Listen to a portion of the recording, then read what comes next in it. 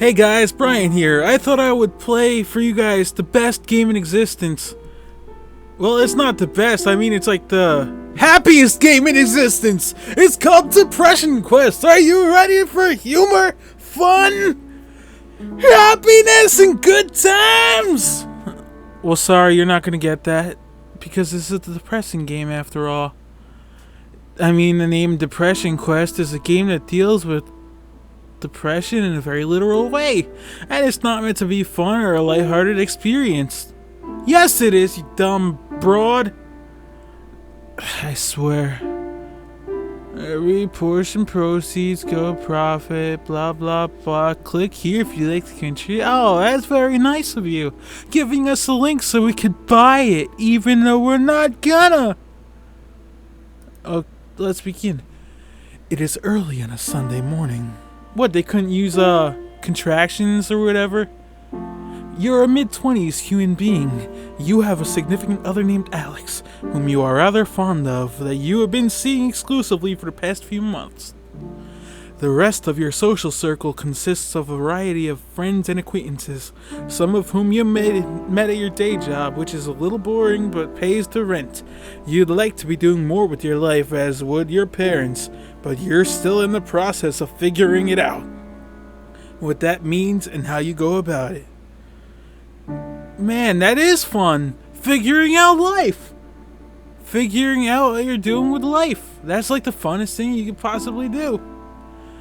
You're also dealing with motivation issues that sometimes make dealing with these things difficult. You feel like this is probably your fault, and on bad days can feel inwardly angry and down on yourself for being lazy, but you're not quite sure how you can break out of it or how others deal with these feelings and seem so very functional. You spend a lot of nights fixating on thinking about this, but never seem to do anything about it other than lose sleep. Next. It's an unseasonably warm Wednesday out. What the hell is this ambience coming from? It's like really thick and deep. Why am I even doing this? Wait. So it just says page up on this thing? Okay. I was just right here. You spent the past several hours at work this week, so you found your motivation flagging more so... Flagging? You mean Zoe Quinn flagging the videos for copyright infringements and taking screenshots? Okay, story. But then again, it says by Zoe Quinn, Patrick, Lindsay, and I... Oh wait, it's not just her. As soon as you think about the work that awaits you at home, you feel a panic creeping in from your back of your brain unbidden. All you can think about is how incredibly far behind you are, and the amounts of work seems nothing less than unsurmountable. But catching up with work is fun. Oh my god, this person is like really depressing. I would not want to be friends with this person. Well, yes, I would. If I could help him feel better, I would. Otherwise, no. Oh, it gives you options this time. And option 1 is X'd out. Order some food, grab a drink, and hunker down for a night of work. How come I can't do that? This game is biased. Makes you automatically choose depressing. Fuck it, I'm going to bed. As much as you like the idea of trying to get work done tonight, the thought of the amount of catching up you have to do is instantly freezes you up. Talk about a tongue twister. Ladies and gentlemen, the longer you stare at your computer, the higher your stress level rises. Maybe it's the ambience too. Did you ever think of turning that shit off? You're on the verge of a full-blown panic attack. Not even wandering into the living room to try to catch the TV relaxes you. As soon as you succumb to the mental and physical exhaustion and crawl into bed, wait, they gotta turn depression on everything. Sleep makes you feel better, right? Oh, I love sleeping. It makes me feel better too. You awake in the morning from a sleep that was far from restful. That's what I meant. Don't mind me, I'm just an idiot. I lost my place. In fact, it seems impossible, but it's as though you're stupid type, more tired than you were and you fell asleep last night. As you pick up your phone to shut your alarm off, you see a handful of text messages from Alex that you apparently missed last night. 2 missed calls. Hey, tried calling you when I got out of class, but I guess you were sleeping. Anyway, I hope you had a good day at work, and I hope you're able to get some stuff done when you get home. I'll talk to you tomorrow. I'm out of class early. Good night, babe. I love you. Oh, down here is quotes. You're very depressed and spend a large time sleeping, hating. I'm not putting myself in these roles just to clarify. I'm just trying to have fun in a depressing game. It's a mild Friday afternoon. Alex calls you from one of her classes, telling that you're gonna be a really awesome birthday party tonight at her apartment that one of her roommates is throwing. You've hung out with this roommate a few times with Alex and you get along well but aren't particularly close. You don't have work in the morning and have nothing in particular going on. You're feeling kind of run down, but you've been fatigued most of the time lately. You mention that you're feeling ill because you're not sure how else to explain those feelings to someone else, and say that you're sure you can make it tonight. There's a second of silence over your phone, but you can hear the sound of the partner's face. What? You're hearing the sound of the partner's face fall? She tries convincing you in, but you haven't seen her in this week, and she sounds pretty insistent that you come over. She even drops a few suggestively worded hints that you can stay over with them tonight after the party. What do? Oh, I'm gonna clearly shake off my funk and go down and have a good time with the girlfriend. I'm gonna go, I guess, since the other option was X'd out. This clash of music is hurting my ears.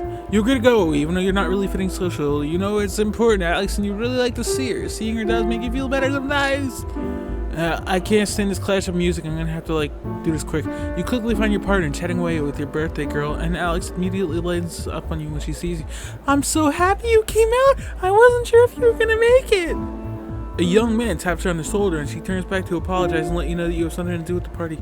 Or something like that. I'm bad at reading really fast like this. Alex hands you a beer and plants a kiss on your cheek, going to deal with whatever came up, but as you look around, you don't see anyone else you recognize. Okay, right here I can do a bunch of things. Awkwardly stand in the same spot, unsure what else to do. Put your bag in Alex's room and avoid the crowd for a while. Cling to the back wall, sip your beer, and wait for your girlfriend to return. Or proceed to drink in earnest, hoping it makes you less uncomfortable. Well, this can backfire anyway. This could make us drunk, and alcohol is a depressant. I don't want beer. I awkwardly stand there in the same spot, unsure what else to do besides drink the beer that she gave me. Put your bag in Alex's room and avoid the crowd in there for a while. I'm just gonna stand in the same spot. As Alex leaves you with a beer, you're unsure of what to do with yourself. Everyone else at the party is... Dude, I can fit into this so well because this happened to me all the time. I'm not depressed anymore, and I'm not making fun of it with this video, but... Damn, it is depressing reading about it again. After I lived it. Where the fuck was I? The birthday girl turns to you and thanks you for coming, and you chat with her a little. She is approached by other friends. She introduces you to them. You have very little in common with any of them, and they all seem to have known each other for a very long time. However, they're still friendly about it, albeit a little drunk, and ask you about your life and do their best to include you. You actually start to realize a little. You feel slightly less excluded, and you're the only one who misses an inside joke about someone's professor. The second you proceed to make small talk with that group until your girlfriend returns.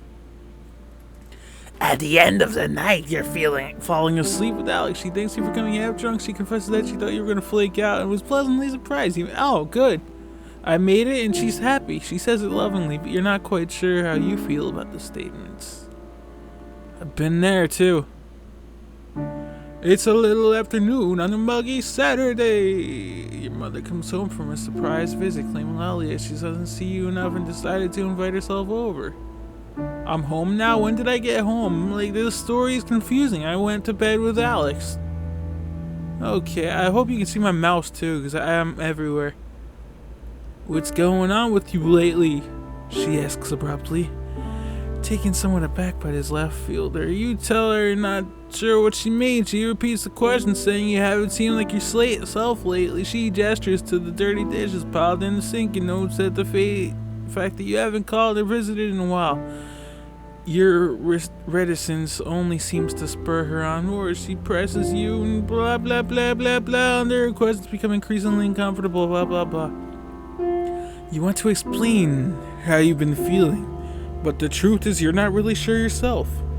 Nothing horrific has happened at work or with your significant other or friends or anything like that, but at the same time you can't... You wish you could tell your mother these things, but she hasn't been approachable about negative emotions in the past.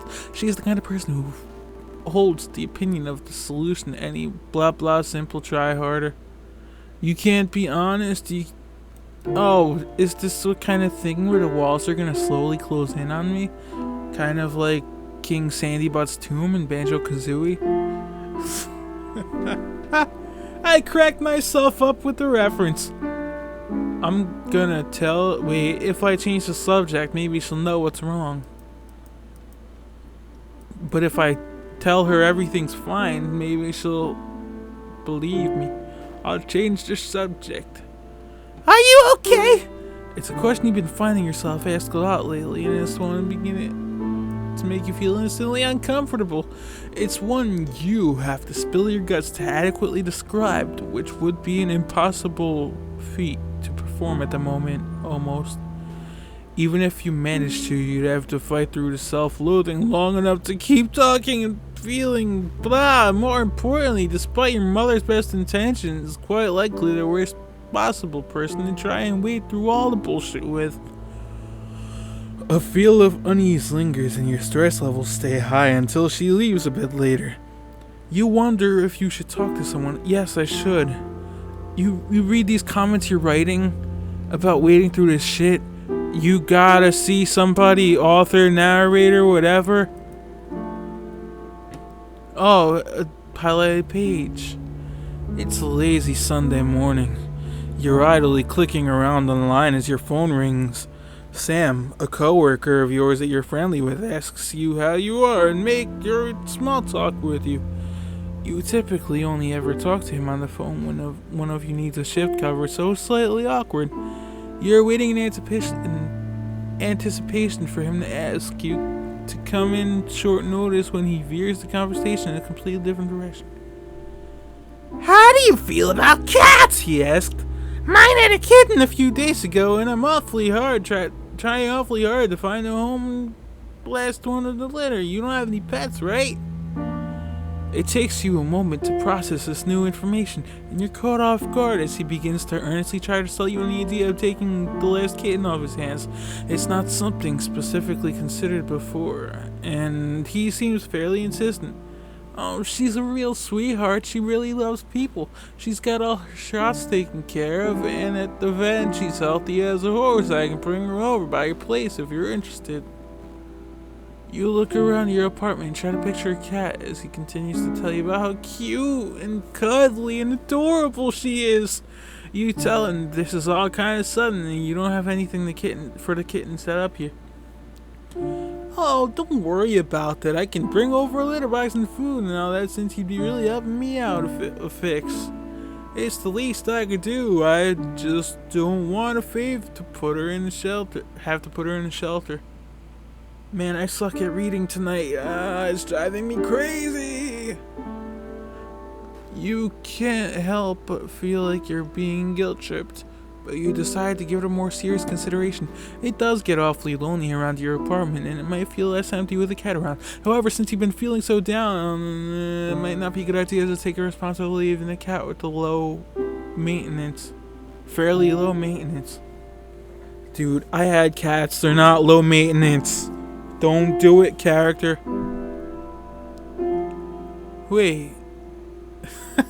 The options.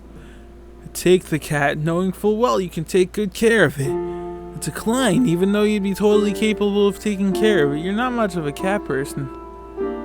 Man, you can do any of these. decline. You're not in a good enough place to be taking on more responsibility right now. How long have I been playing this? 15 minutes? This isn't even a game. It's the most depressing thing ever. I gotta go to bed soon too, but I don't know. You're not in a good enough. I'll become a cat. My birds help with depression. You accept the. Hey, look up here. It's a cat.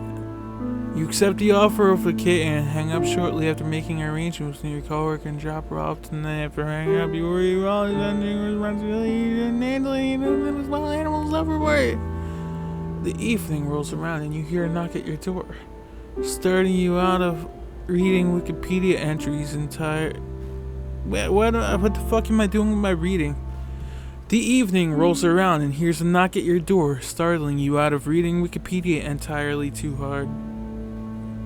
Oh wait, Wikipedia. What about TV tropes? That would fit even more with me because I like tropes and TVs and TV tropes. You take her into your bedroom, close the door, and open the door to the carrier excitedly. She cowers in the back of you, feeling slightly defeated. You remember you researched on introducing a kid to a new home, leaving her on the computer, hopefully hanging over your shoulder. She hides inside her carrier, making sorrowful cat howls long enough for you to start worrying that she already doesn't like you. Blah, blah, blah. Falling asleep.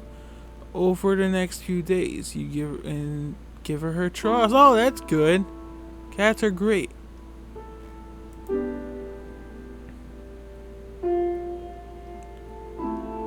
It's late Friday. Wait, it's Friday? Wasn't it just Sunday? What the hell? It's late Friday afternoon and quitting time is just around the corner. A bright, clear day is giving way to a still temperate evening. You can hear your coworkers all around you and anxiously making plans for their evenings and weekends. But you're really looking forward to just going home and resting after what turned out to be a very long, taxing work week. And you got a cat. Just before the end of your shift, you get a call from Alex. It seems a group of your mutual friends are heading out to a nearby pub for dinner and drink to celebrate the end of the week. And they want to know if you'd like to come along. You tentatively tell her that you're emotionally exhausted from the work week and social outing, like that you would just take too much out of you today. I'm sorry about my reading already. You encourage her to go and have a good time since you know it's been a while since she's gone out with friends, but the effort feels fuel since you know she isn't gonna go without you.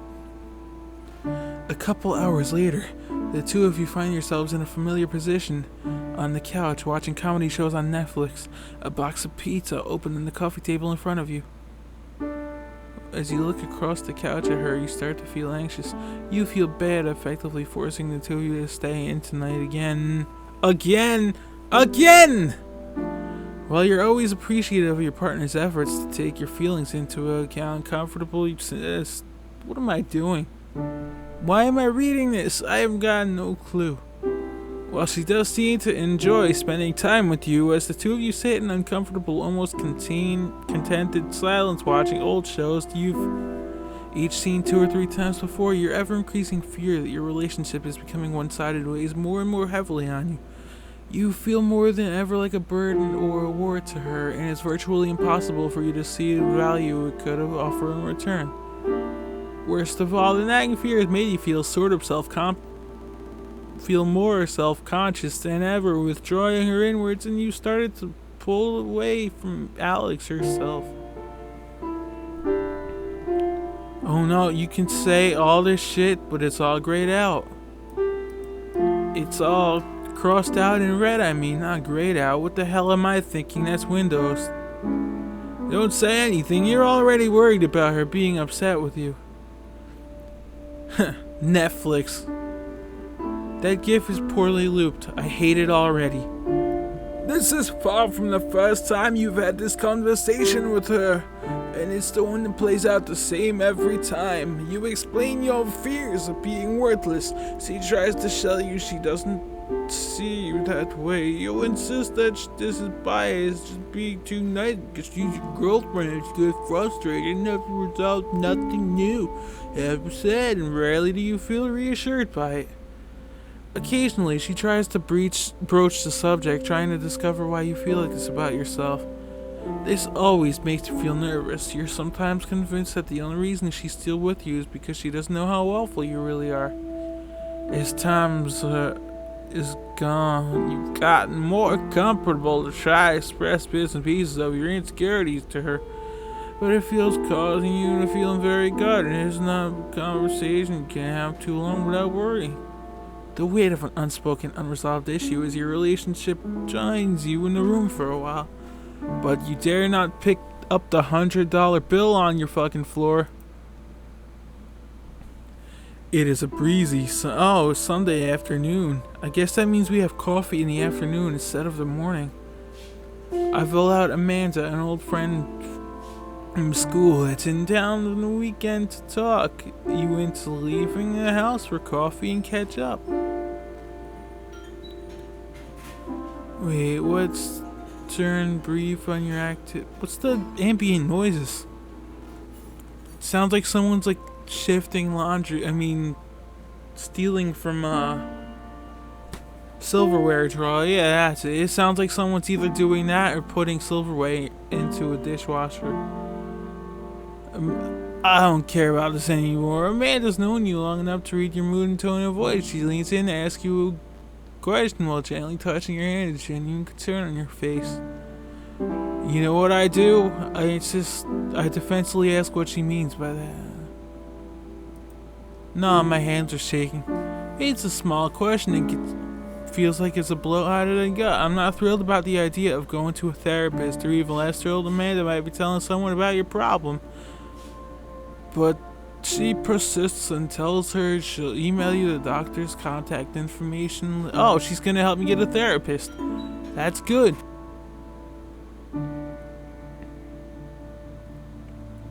You know what? I'm not gonna read this, it's too much. So he asks, how did your appointment go? Did you get drilled full of holes or what? Who's the he? Wait, I gotta find it out. Who's the he? Oh, it's Malcolm. It's not the, How the fuck do I not remember who Malcolm is? Isn't that my brother? I'm in the middle or something? Tell him about your tooth grinding problem, but now it starts to causing it. Wait, I'm not seeing a therapist, I'm seeing a dentist. Been stressed out lately, kiddo? Yeah, he's my brother, I think. Deciding that you don't really want to go into it, you tell him you think that's the case and it's probably just a random thing. He doesn't pry further and instead begins reminiscing with you about the time you chipped a baby tooth. I can relate. I punched a tooth out of my brother's face once. He deserved it too. Deserved it all day long. All day long. You go out for dinner and catch up on things, but you still need something distracting by the gnawing anxiety in the back of your mind. Though you enjoy your brother's company, you still feel like you want something more than go home and hide from the world. Nah, fuck it, I'm clicking next. Whoa. Hey, buddy. Hey, sorry it's been a few weeks. I meant to get this to you sooner, but it took a while to hold my voice back in time. Dad told me to say hi, by the way. I skipped a little in the middle, and I guess I missed something. Anyway, I remember what we were talking about last time. I saw you and insulted by asking Mom for the number for her therapist. Don't worry, I didn't tell her who it was for. I think she's worried about me now, though. Anyway, the number is 8675309. No, it's not this number right here. It's the number for Jenny. It's a really good office, but you should look into it. Talking to someone never hurts. If you're worried about money, don't be. They're one of the few that has a really good sliding scale fee system and won't charge you for what you can't afford. I hope you're feeling better. It was really nice to see you again, man. It's still early enough that you could call and make an appointment today. I wanna... What did I just click? I don't even know what I clicked. Okay, the thought of picking up the phone and calling someone. Trying to think about all these things at once makes it feel like a very big deal, which it is a big deal. Seeing a therapist is a great deal. I saw a therapist, and I needed it a while back, but I no longer need it. Actually, I'm only convinced that I saw it because my mom read some of the gross poetry I wrote, which was actually like humor anyway. She doesn't share my sense of humor. I don't know, I'm thinking too hard on this. I'm just gonna call after wrestling with it for a few moments longer. Almost think you reach your phone, and before you realize what's happening, you listen to the therapist's ring. Before you can bring yourself to hang up, you're listening to the slightly clinical but not unpleasant voice of the receptionist. I'd like to make an appointment with the doctor. The conversation is quick and not nearly as pleasant as you were fearing, and quicker than you can say fruity and slip. You've scheduled an appointment. Well, I can say it quick. Fruity and slip, fruity and slip, fruity and slip. Maybe it should say fruity and slip 5 times. Maybe that'd be better. Shit, I just saw something on me. I'm gonna head to the therapist's office. You have your first session with your new therapist, Dr. Susan. Oh, I was almost right with this name. Susan Melville, tall woman in her mid-40s with a disarming demeanor. Why is she talking in the background? It's like distracting. I need to concentrate on reading this, damn it. Whatever, I'm emotionally exhausted and collapsing in bed. Next. It's early Wednesday morning. Lately you've developed a nasty habit waking at 10 to 20 minutes before you're... How was that a nasty habit? It's a good habit. Unfortunately, today is not an exception. You lay in bed, each minute ticking closer and closer to wake up time and passing on a swirling wave of ever-encroaching dread. You almost always have difficulty rising from the bed. Rising from the grave, but today that simply task seems nothing short of Herculean. After a bunch of snooze cycles, you decide you can't deal with work today. You're capable of even rousing yourself from bed, let alone go into work. Not to mention you snooze so many times it would be impossible to make it in on time now anyway. What do? Head into work. At least you could leave. Yeah, I'm gonna go to work anyway. In spite of the fact that your body is actively fighting you literally every step of the way, you somehow manage to drag yourself out of bed and make your way into work. Surprisingly, you end up being only about 5 minutes late and nobody seems to notice or care. Well, maybe they should care. Maybe they don't know how depressed I really am inside and that this game is making me cry. That typing noise is irritating too. I can do it too, see? Though when you wake up, the simple act of being even physically present at your job seems like an impossibility, you're surprised at your own ability to push yourself through the day, blah blah blah. Next. It's 2 a.m. Sunday morning. Do you know where your children are?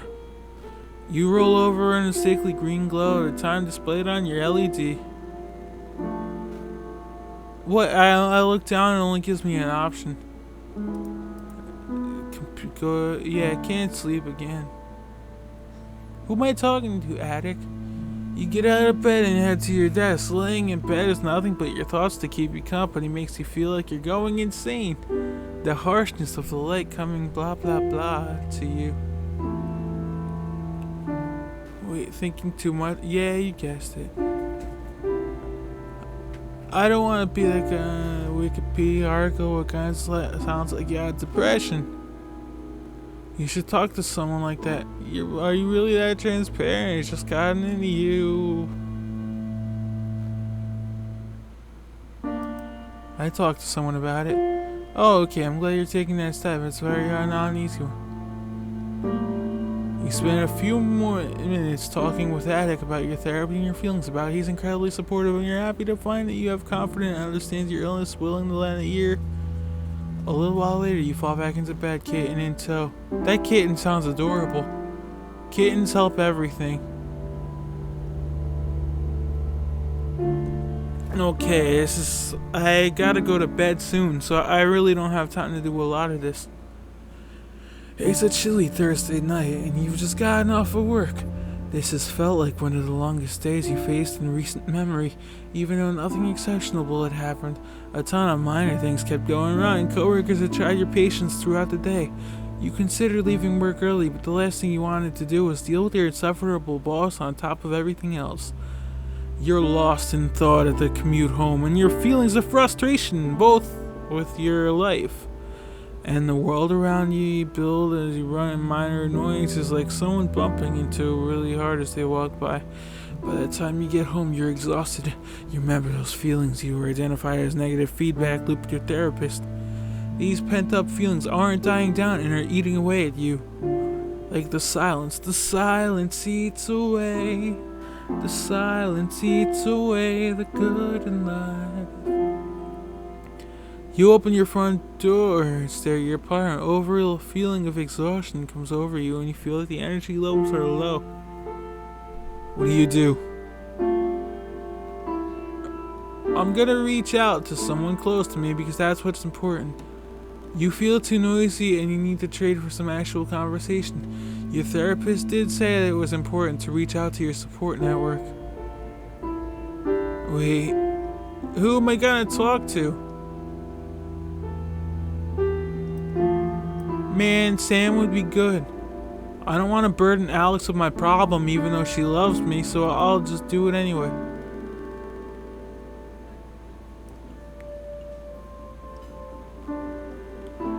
The sudden wave of self-consciousness washes over you, suddenly feeling, wait, what do we talk about?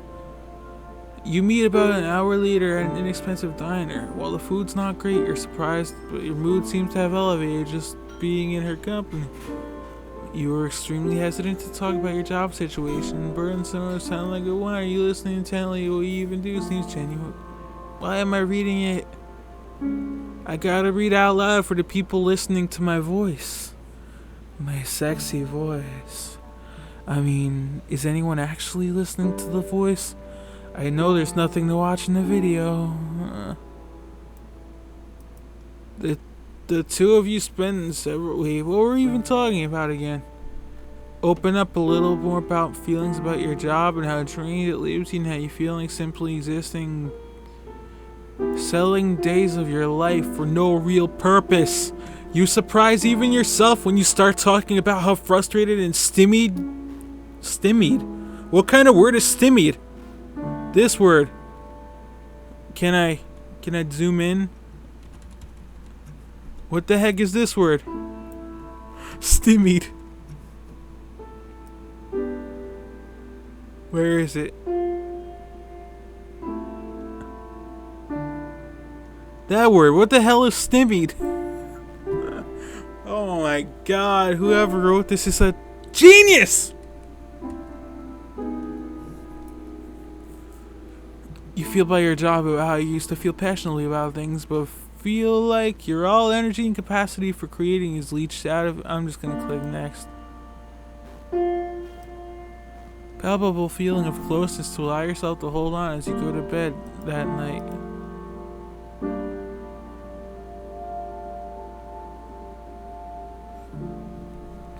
It's an utterly nondescript Wednesday afternoon, the type of afternoon that will completely fade from memory unless one made an active effort to preserve it. As has become routine on Wednesdays, you're sitting on the couch in Dr. Melville's office. Susan Melville, I remembered her name. It's Susie. Come on, Susie. To your mild surprise, she begins the session by breaking her characteristic therapist silence and begins speaking up right away. I wanted to start by saying I think it's great that you decided to come see me. It's an incredibly important first step. She begins. I wanted to take some time today to talk to you about the possibility of supplementing or substituting your treatment with medication. I'm back. Sorry I had to cut. I needed to tell someone something. The mention of medication makes your ears perk up and you feel your heart rate increasing. She continues. Many people find adding pharmacological element for treatment very helpful, and some even prefer to take drugs. Yeah, you prefer to take drugs to even yourself out. Why am I doing this? What? Why would you quit this? This whole therapy thing has always overwhelmed you. This is the final straw. You're done with both. I'll take the prescription. Next.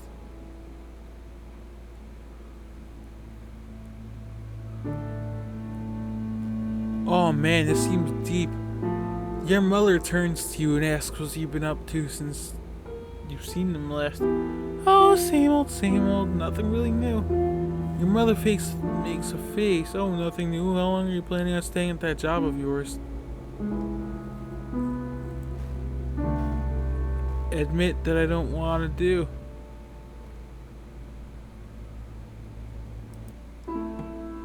Actually, I'm not sure what I want to do right now. So what are you planning on living the way you do for the rest of your life?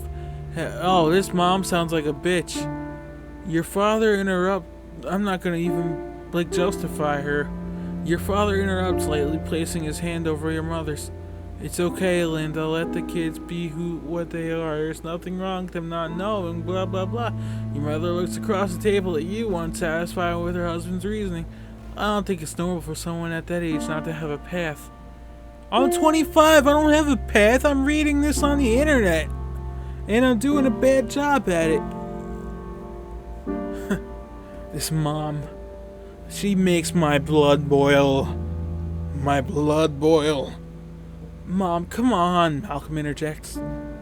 This emotionally exhausts you. You want to tell her you're thinking hard and not knowing what you're doing with yourself bothers you more than it could ever. Okay, I'll click next. It's a rainy night. You're hurrying through the rain to Alex's apartment at her behest.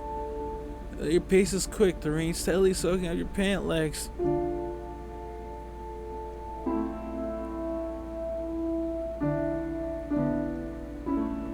Oh man, I looked ahead.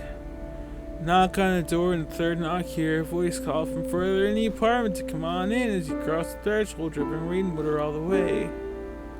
You barely make out Alex emerging from the hallway, clad in what looks like a robe with her bare skin of her leg peeking out from underneath. Why don't you come in? Warm up, she asks in her designated, slightly cheesy, sexy voice. After a beat of silence, she states more naturally, my roommates are out of town this weekend, so I thought it'd be nice to have a little fun while they're away. Oh man, I get to have sex with her. Sex would actually probably help right now. You know, if I want to have sex with her, that's #1 goal. I'm gonna have to unwind first. You look at her standing barely lit, noticing a few candles. Oh man, this is sweet. You look amazing. Let's have a drink together. You suggest, hoping that this will give you the push you need to get in the mood. You go to the kitchen and pour the two of you drinks, time to focus on letting go of your bad mood. You sit down on the couch next to her and cuddle instantly. What should we toast to? She asks as she takes the drink. You think for a moment, Pat. This ambient music is getting to my head. What should we toast to? Tonight. Oh man, it's like the best line. I'm gonna remember that. If I ever get a date, I'd be like, a toast to tonight. You know what we're doing tonight, right? The two of you cheer. I ask about her day. Conversation turns flirtatious into bedroom shortly. That's all I can read because I'm a man. I'm a male pig. I'm a misogynist because I'm playing Depression Quest and I hate Zoe Quinn. And I'm arguably making fun of it by reading it in a dumb voice. Arguably. I think I'm doing a good job of this, though. You find you had trouble getting into things with her physically, and remember that diminished arousal was a possible side effect of your medication. You'd hope that you were part of the population that wouldn't be affected by it, but it seems as though it was the case. However, you're still able to enjoy the closeness with Alex and fall asleep together happily. Oh no. Oh no. It's an early winter evening, even though it's not particularly the time of your years land to the sky and almost prematurely. What the hell is that noise? I don't like noises like that in this audio. It's creepy, it's unwieldy. Not your dream. Oh, I can get a job. That noise, why do I keep hearing it? Your jobs always seem just unpleasantly exist and disappointingly. That noise has gotta go.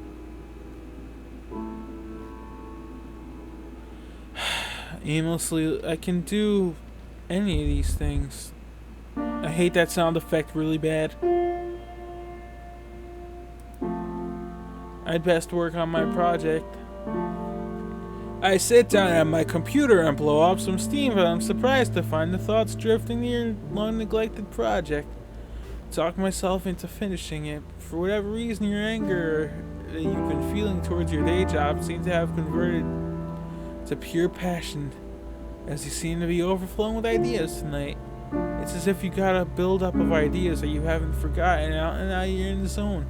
While you don't get an unnatural amount of work done, you do work for a solid couple of hours, and it really feels great.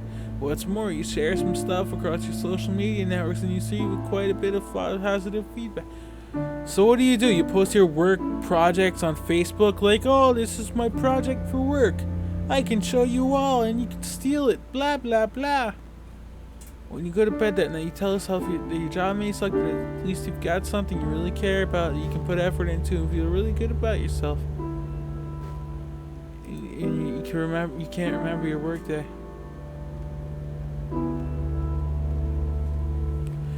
It's a little past 8 p.m. on Tuesday night. You're at a computer, frustration levels peak, rubbing your eyes and sighing heavily. You're working on a project from your job that has stretched to wit's end, trying to meet a looming deadline. And as it lurks closer and closer, you're seriously doubting your ability to get it done. You're dragging your feet a little at work. Whatever, slide your hands off your face and look at the screen as it beeps at you. Hey, are you there? I really need to talk to someone about something. You feel like you're getting nowhere with your current task, and you could probably use a break. However, you know the history of getting distracted. And I know the same thing. I do that too. And I'll answer at it because I'm a nice guy.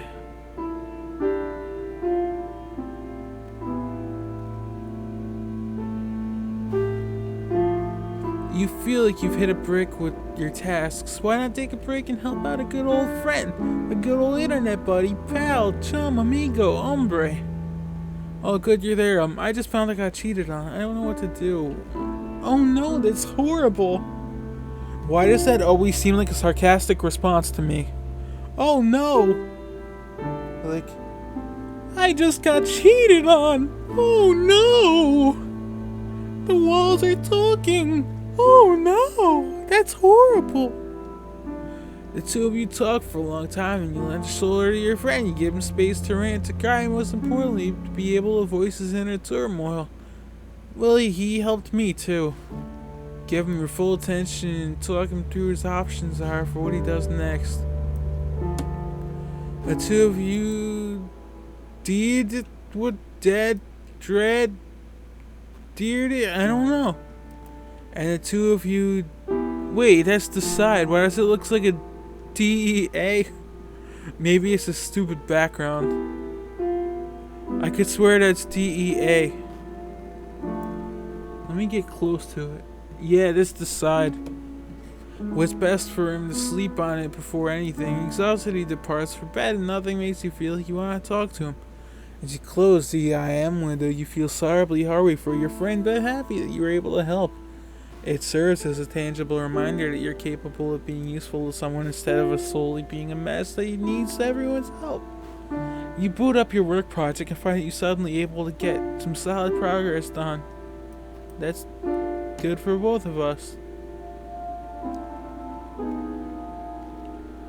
Alright, so it's a sunny afternoon. You're in deep thought on the way home from therapy. However, Saturday? I thought I went to therapy on Wednesdays. What the hell? However, you notice this time that you're not in the same negative feedback loops you usually get trapped in when being in this introspective. You realize that although you still have your bad days, your lows aren't quite as low as they used to be. Your antidepressants bottle rolls across your dashboard. You take a sharp left turn. Don't you hate when that happens? Like if you have a hoagie on your dashboard, it falls right on the floor. That happened to me a couple times. You feel as your life has generally changed for the better. No, it hasn't. Begin to wonder if you need them anymore. You're gonna need them. Maybe it's time I stop taking these. I seem to not really need them anymore. I'm gonna keep taking them. You have the realization that you can't be sure if it's the general life change that's making you feel better or if it's just a sign that medication is working. You decide against discontinuing your meds. It's not really a lesson you'd like to learn the hard way. The next time you know what? I used to take meds and then I stopped and I haven't felt anything. I feel nothing at all. No pain, no misery, no sadness, no sorrow, no spells of destruction. What was I saying?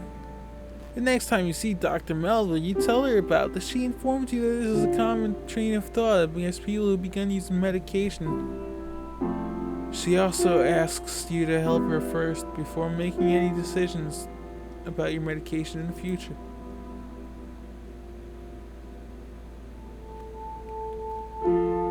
Okay. You're at Alex's apartment, wide awake in bed, and she's sleeping peacefully beside you. She fell asleep hours ago, and you've been laying there unable to shut your brain up long enough to fall asleep. Added the feelings of insecurity about your relationship to the rest of the noise in your head. It's kind of a tense night between the two of you. You arrived at a stressful day at work, and as you made dinner tonight, he barely said a word. I cook? Sweet. I only know how to make ramen, though. I made us ramen. I was stuck in my own head while I was making ramen and had a hard time really being present with her as I was making ramen. And my thoughts all turned to ramen and the ways you feel like you're deficient at being a good person because you're eating up ramen and yourself up mentally for each one ramen. She told you could tell you were in one of your moods and said that she wouldn't push you and to keep making more ramen, but missed talking to you as the two of you sat on the couch together. You wanted to tell her how much you love her, but you couldn't, and the words came out right and ended up sounding defensive instead. Oh, it's like, you know I love you, right?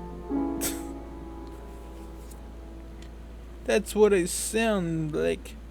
As you lay there next to her now, you trace your fingers across her arm just slightly enough not to wake her. You've not explained your depression or how you've started seeing a therapist. You've been taking What? I didn't tell her. I gotta tell her right now. I feel like a jerk for accidentally waking her up, but I'm not afraid to put this off any longer. Oh, I'm gonna actually tell her everything.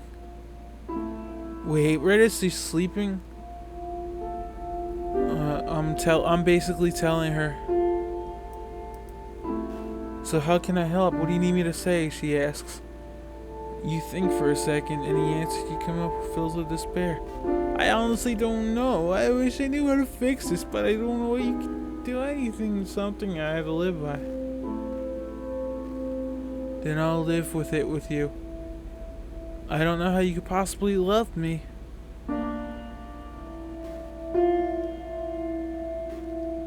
You don't need to. Just know that I do. That's sweet. Okay. It's Friday night and you're laying across your bed feeling pathetic. As you're leaving work tonight, a group of coworkers ask if you want to join them for drinks. Feeling antisocial and put on the spot, you decline. You have a habit of doing this. You're often so convinced that you're weird and terrible, and that you're invited to hang out will disappointment for everyone inviting you. Okay, I'm skipping ahead. I hope you don't mind. You find yourself alone at home, and your brain begins telling you how pathetic and sad you are, and what a loser and a piece of shit. You try your typical strategy and boot up Netflix. Wait, I can call Alec Baldwin. He would help.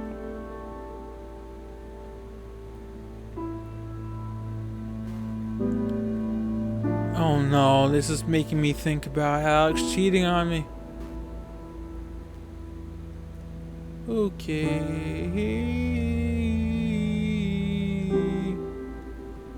Basically, I left her a message and called her, and she left a message, and then she forgot her phone and left it in class. Okay, it's a cold Saturday afternoon. Arrived at Alex's apartment. I'm happy to finally be here after a week of absence due to your schedule not lining up and work and school, and you hug her in the doorway and she breaks away sooner than normal. Sits down on the couch as you take your sneakers. Oh no. There's something I was hoping we could talk about actually, she says. You instantly worry that you're being blindsided by a breakup. It's nothing bad, I promise. With that, she leads you over to the couch and sits at the other end of facing. And so, I hope this doesn't freak you out, and if you feel like things are going too fast, just tell me. She talks faster than usual and fidgets. We seem to have a lot of weeks like this, and they really suck. I was thinking I'd ask, since things are so strong with us, what are your thoughts on maybe moving in? Ooh! It takes a few seconds to sink in, and you get a bit shocked when it does. You're worried that she wanted to spend a little less time with you. Do you want me to? You ask. Well, yeah, I do. I mean, we've got to sort of figure out logistics and everything, but those are all things we can take care of. What do you... Basically, how am I going to handle that? What do you think? Wait, decide... we need to know the worries. Can't... I think it's a good idea. I need to discuss the concerns. Well, I'd like to, but I think it's best to wait. What are the reasons? I'm really worried that if Alex were to live with me, she'd be able to deal with your days of being unable to get out of bed at nights when you can do anything but stare at the wall and panic. Even though you discussed your situation with her, you still fear she doesn't realize the depth of how bad it gets. How bad it gets. It's one thing for you to deal with how you feel sometimes and see it pop up occasionally. It's an entirely different situation for something that's to live by alongside you. Well, I'd like to, but I think it's best we be a bit more committing to a decision. Oh man, this is cutting deep. I feel like you forget I love you sometimes. I know that there'll be bad days, and I'd rather try to work together through it. And with you, we can figure out all this together. Together. Till a friend is a friend to the end of the end. It's December. I've returned to my parents' house to celebrate the holidays. Oh man, are my parents gonna be dicks? I don't care about Christmas. I hate Christmas. How are your parents? How are you doing these days? Your mom asks you pointedly. The lack of quotation marks piss me off right here. They need to be right here. So, well... Oh man, it's the epilogue. I gotta read this since it's the epilogue. You've never really thought yourself as a fighter, and even to say it sounds like hokey. But looking back on the past few months, it really does feel like you've endured an immense struggle. And you look at where you are now with the sense of something that isn't quite pride. You still hate your job, you find it unpleasant, but you're surprised to find it's going to work now your new job, just 8 short hours of work a day. Dr. Melville told you she actually works quite well. Compartmentalizing work. Started to make an effort to go out with your friends more. While the social scene still makes you very uncomfortable, it makes me go, crikey! You're more and more able to let yourself just enjoy the company of your friends. In fact, your relationship with many of them has increased over the past little while. Oh man, that's good. Biggest change is my relationship with Alex. Why did I say Alice? It's like 3:30. I need to sleep. Biggest okay, as with Alex. Even more in sync. It's really starting to feel like you're building a life. The two of you make it more interesting if you're scheduled and have been spending more and more downtime with each other. Pretty soon you think moving in together might be a very real possibility. Dr. Melville has commented on how well you've been doing research.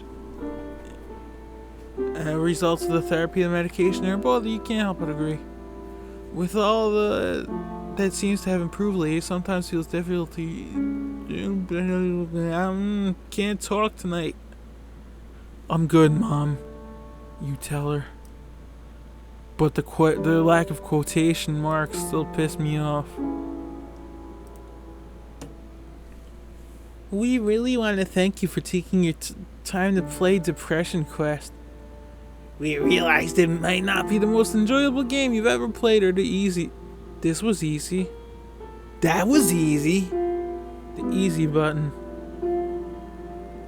I wouldn't want to contribute to the developers, but this was a pretty nice book. I actually enjoyed it, because I've been through a lot of similar experiences myself growing up. I mean, I'm a 25-year-old man now, and I'm still going through shit. Except I don't have a girlfriend, but still. Going through the same stuff this character did, which could technically be considered me. If you'd like to contribute to the developers, you can click here at PayPal, which I will not do. Okay, good night, everybody.